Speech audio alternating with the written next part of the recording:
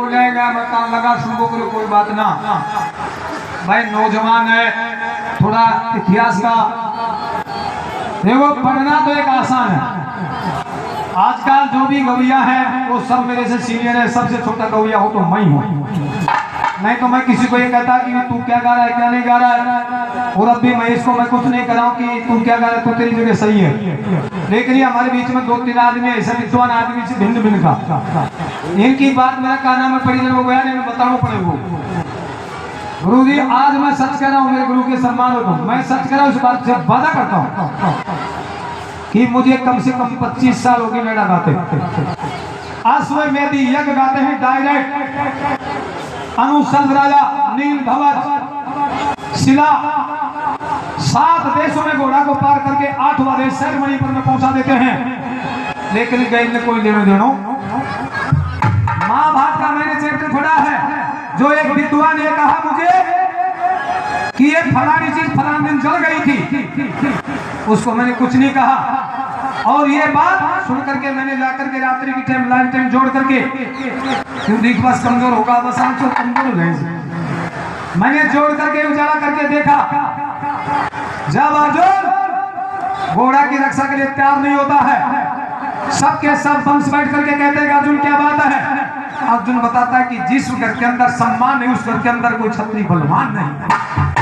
मेरी गलती से मारा गया कि खुद की गलती से मारा गया, लेकिन वो भान है मुझ का वायु 100 वायु की भान नहीं हो 107 वायु की भान है।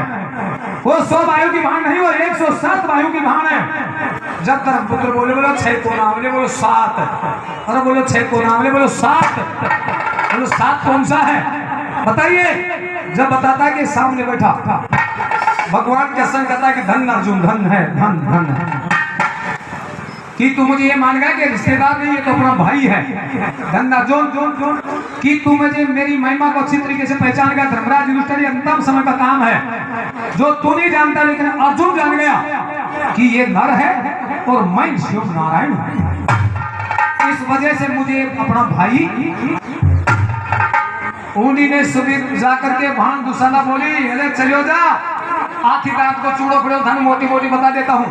जब अर्जुन कहता कि मैंने फोड़ा वह उतरा कवारी रोली ऊपर भी चूड़ो चढ़ी को नहीं उतरा कवारी का इसमें क्या दोस्त था।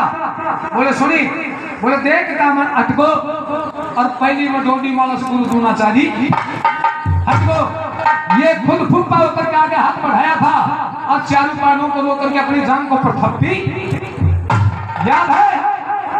फिर उसके बाद में 500 दुशाला ने जवाब दिया कि तेरी गलती अर्जुन और भी है। बोले और कौन सी है कि एक समय अथनापुर के अंदर 5 पांडवों के बीच में और दरियाधर के बीच में जब राजीनामा था उस समय मेरी शादी हुई थी। जब धर्मराज युधिष्ठिर मुझे धर्म की बाण बना करके और आपका महल के अंदर ले जा करके दहेज दिया था, उस दहेज के 300 दासी तू वहां की बिलाज छोड़ रहे क्यों। बोले मैं तो कहीं राम दे दो, लेकिन वो मेरा पुत्र के धर्मपत्नी उसकी लाज वो क्यों नहीं रखा। दोनों बहनों और भाई के बीच में युद्ध होता है। मैं कौन कह रहा हूं माँ बाप कैसे युद्ध हो जाए। अब उस युद्ध के अंदर उस युद्ध में नहीं तो अर्जुन की हार होती है नहीं दुशाला की हार होती है। तब भगवान कृष्ण का सिंहासन टूटता है। शिव भगवान कृष्ण ला करके और अर्जुन से कहता है कि अर्जुन तू ये क्या कर रहा है, स्त्री के सामने युद्ध कर रहा है। बोले महाराज मैंने दोस्त कहा नेचर में एक बारी थोड़ी करूँ स्त्री से युद्ध, मैं 2 बार पहले भी कर चुका हूँ। बैलबानी के साथ अर्जुन 2 बार पहले भी युद्ध करे। जब भगवान कृष्ण कहता कि धन अर्जुन, लेकिन अब ये तेरी भान है तो उसका भाई है, तूने हार माननी पड़ेगी। शिव हार माननी। अर्जुन शिव मन चाल करके गांडो धनुष को रख करके धूम मुंह में पार करके हाथ जोड़ करके दुशाला से माफी मांगता है। फिर दुशाला कहती है बताइए भैया कैसे आया।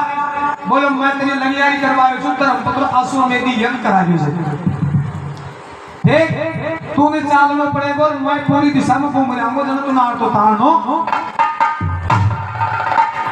अतरी कहते समय और भगवान का सन कहता है कि आपसे पहले राज सिंहासन सुना था, आज से मैं तेरे पुत्र के सिर को पर ताज बांधूंगा और तेरी इस नगरी के अंदर सिंध देश में बाजा बजवा दे, खुशी का ढोल बजवा दे और तेरे पुत्र को स्नान ध्यान करवा करके गंगा जल मंगवा दे। गंगा जल मंगवाया जाता है, पूरी नगरी में बाजा बजवाया जाते हैं और उसी समय जयद्रथ का पुत्र को उठा करके राज सिंहासन पर बिठाता है।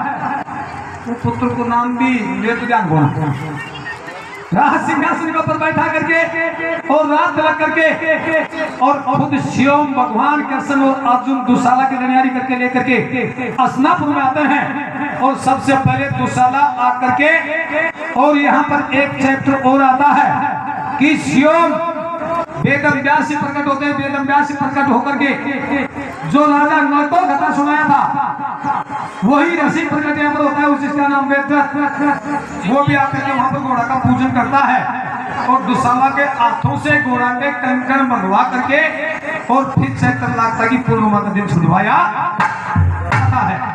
इस प्रकार से इससे आगे चलेगा तो देशों में जाएगा और उसके बाद में फिर ऐसी जगह कथी चली जाएगी चीजें ना गा सका, ना आगे जा पाता, ना पीछे जाने का। भक्तों जो भी भगवान रस देता है उसको कोई मेटने वाला नहीं है और जो भी बाबा सेवा राउत के मंदिर में आए 1 रुपया दिया, लाख